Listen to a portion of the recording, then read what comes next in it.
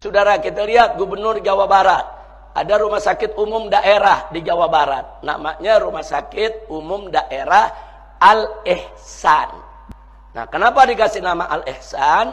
Karena dulu waktu bangunnya kerjasama Pemda dengan basis Badan Amil Zakat. Nah, karena uangnya Gubernur Jawa Barat ingin mengubah nama Rumah Sakit Al-Ihsan menjadi Rumah Sakit Welas Asih.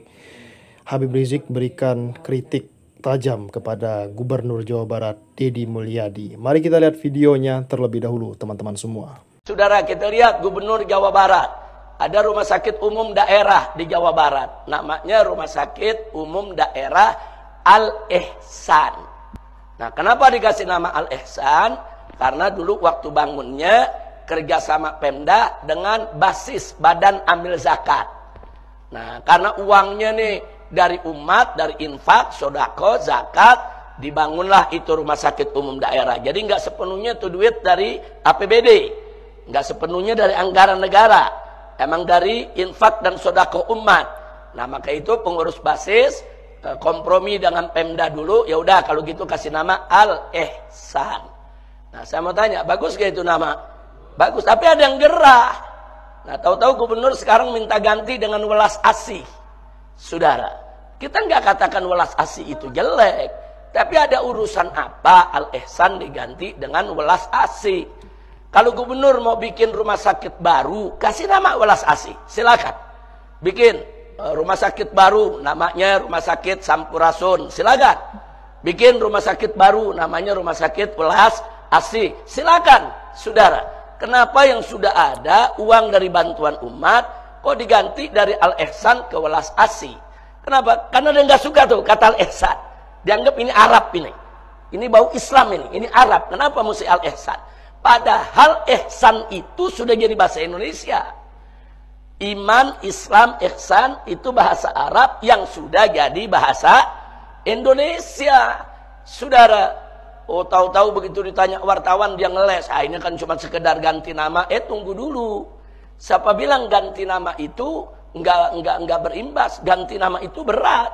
Karena itu nanti menyangkut administrasi. Berarti pelangnya diganti, kop suratnya diganti, kop amplopnya diganti, stempelnya diganti. Bukan itu lagi, sertifikatnya juga diperbaiki, itu nama, perizinannya juga namanya mesti diperbaiki lagi. Itu semua biaya. Nah, jadi jangan yang konyol-konyol lah.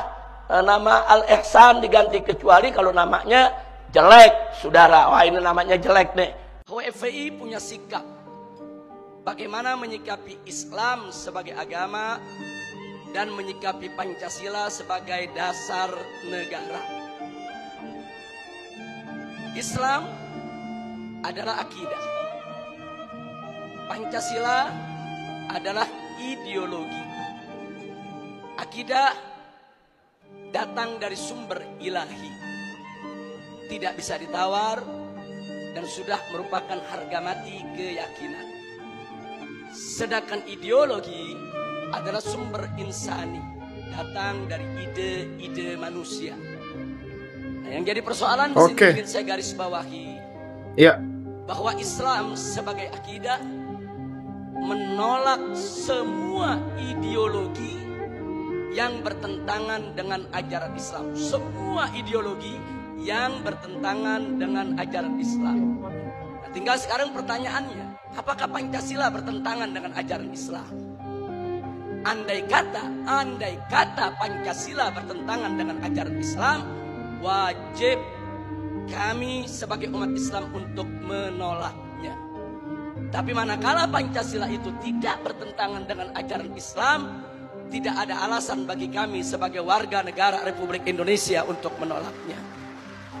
Nah, untuk itu di sini langsung saja untuk menyingkat waktu perlu kita sama ketahui bahwa ideologi di dunia ini, apapun warnanya, apapun jenisnya, apapun bentuknya, tidak keluar dari 3 kelompok.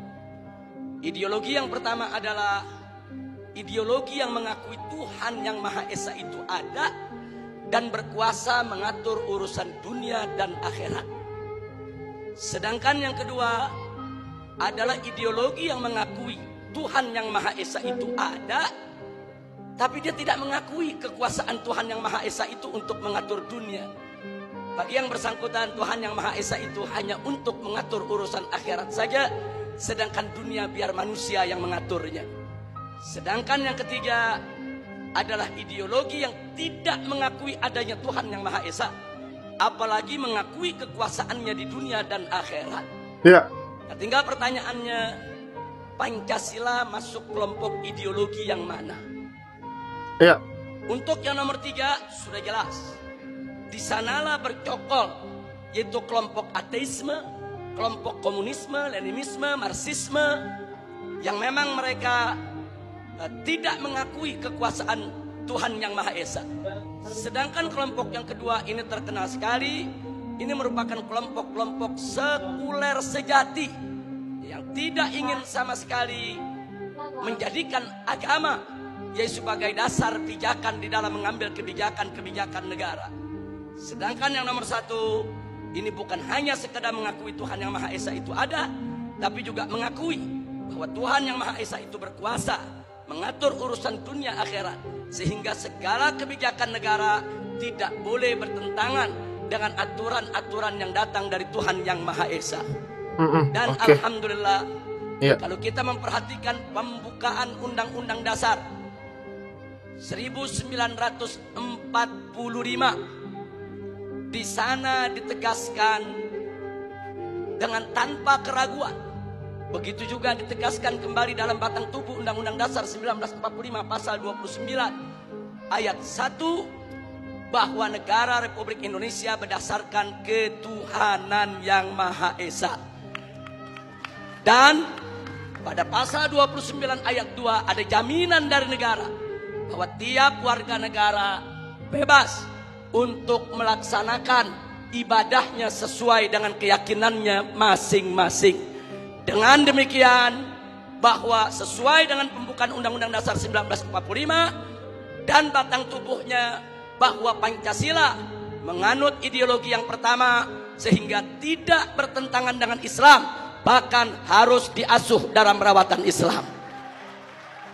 Jadi maksud saya diasuh dalam rawatan Islam, umat Islam sebagai mayoritas penduduk Republik Indonesia harus ikut secara proaktif, ikut serta di dalam menjaga Pancasila, merawat Pancasila, memelihara Pancasila. Jangan sampai Pancasila ditafsirkan dengan aneka ragam penafsiran yang diselewengkan. Mudah-mudahan umat Islam seluruh Indonesia bisa memahami ini dan bisa ikut serta dilibatkan untuk menjaga daripada peninggalan para founding father selaku pendiri bangsa Indonesia. Amin ya rabbal alamin. Nah baik, dari sinilah ingin saya katakan, saya tidak sepakat. Sekali lagi terlebih dahulu saya sampaikan, saya tidak sepakat kalau ada yang mengatakan Pancasila itu pilar negara. Karena dalam Undang-Undang Dasar kita, Pancasila itu adalah dasar negara. Andai kata ada kelompok-kelompok yang tetap ngotot, ini bukan sembarangan pihak. Karena kemarin yang mengkampanyekan 4 pilar negara itu DPR MPR ke seluruh Indonesia.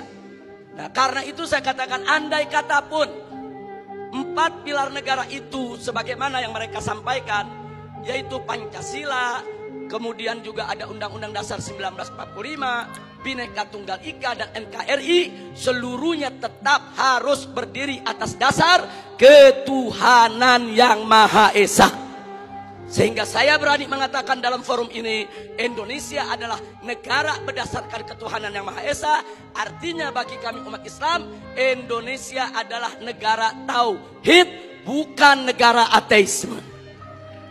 Nah, ini sengaja saya ingin tekankan di sini. Walaupun tadi katakanlah Pancasila, UUD 45, Bhinneka Tunggal Ika, NKRI, mereka ingin jadikan sebagai pilar. Tapi jangan lupa bahwa sila pertama daripada Pancasila, yaitu ketuhanan yang Maha Esa, itu merupakan sumber daripada sila-sila yang lainnya.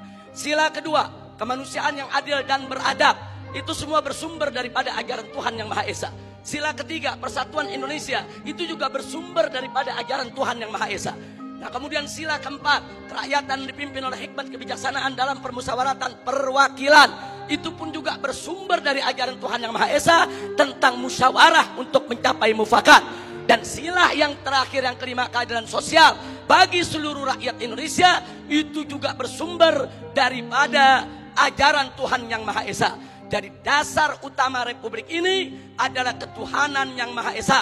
Dan ketuhanan Yang Maha Esa bukan pilar negeri, tapi merupakan dasar negara. Oke teman-teman semua, sekian video kali ini. Jangan lupa subscribe MBH Channel. Terima kasih. Assalamualaikum warahmatullahi wabarakatuh.